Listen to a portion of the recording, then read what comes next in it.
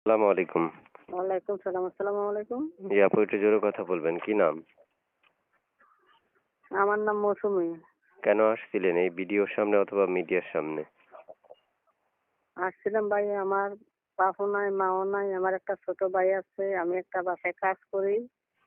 অসহায় হয়ে প্রতিবেদনে আসছি যে আল্লাহ যদি একটা ভালো মনের মানুষ মিলে সারা জীবন তার পাশে থাকবো, সে আমার পাশে থাকছে। আমার কষ্টটা সে বুঝে নেবে, তার কষ্টটা আমি বুঝে নেবো। আচ্ছা, কি করেন আপনি? আমি একটা বাসায় কাজ করি। তো বাসায় কাজ করেন? যে কি নাম বলেছিলেন আপনার? মৌসুমী। মৌসুমী। যে কি করছেন আপনি বর্তমানে? বর্তমানে আমি বাসায় কাজ করি। বাসায় কাজ করেন, আচ্ছা।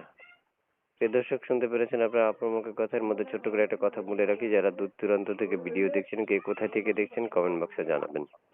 পাশাপাশি এই চ্যানেলটা সাবস্ক্রাইব করে রাখবেন অথবা ফেসবুক থেকে দেখলে ফলো করে রাখবেন। তো আপু শুনতে চাচ্ছি যে আপনার পরিবারে কে কে আছে এখন? আমার পরিবারে আমার একটা ছোট ভাই আছে আর আমি আছি। আর কেউ নাই? জি না। আচ্ছা। কেমন বয়সী চাচ্ছেন আপনার জন্য পাত্র? জি। কেমন বয়সী চাচ্ছেন আপনার জন্য পাত্র? এখন আল্লাহ পাকের যেরকম মিলে তাইতে আমি খুশি আছি। যে কোনো বয়সী হলে হবে। জি। যে দর্শক শুনতে পেরেছেন, যে কোনো বয়সী হলে হবে। মানে অর্থাৎ উনি মেনে নিবেন।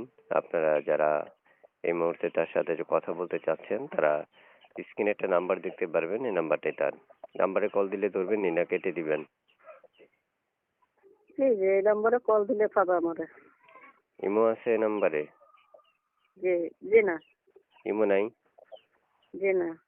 আপনি কি বাটার মোবাইল চালান? জি, আমি বাটা মোবাইল চালাই। টাচ মোবাইল নাই? জি না।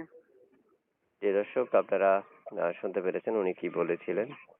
যদি কারো ভালো লেগে থাকে তাহলে ওই স্ক্রিনে দেওয়া নাম্বারে কল করবেন। পুরো কথা শুনবেন।